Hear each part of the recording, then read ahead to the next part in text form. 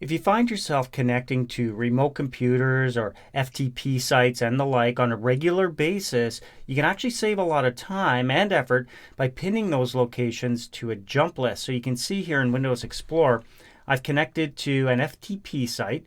Now you can connect to a folder, you could connect to a remote computer or an FTP site if you'd like to follow along. And once you've opened it up in Windows Explorer and you know what you have to go through manually to connect to that site, you'll never have to do it again if you pin the location in Windows Explorer to a jump list. And that's what we're going to do right now.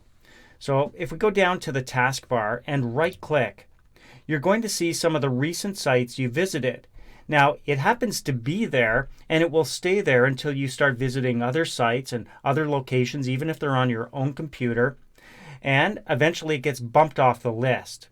So if you want to keep it here, all you need to do is click the push pin that appears on the right hand side.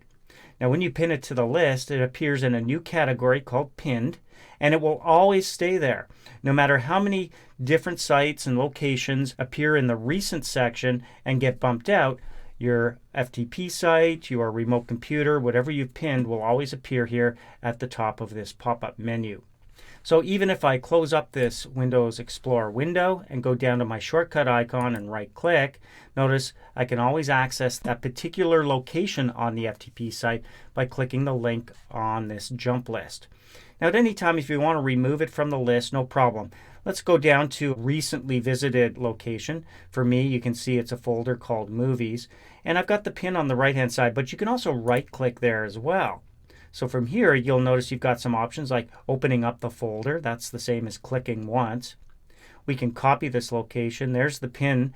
And we can also remove it from the list. So when we choose remove from list, you can see all I've got now is a single pinned item that will always appear here on my jump list.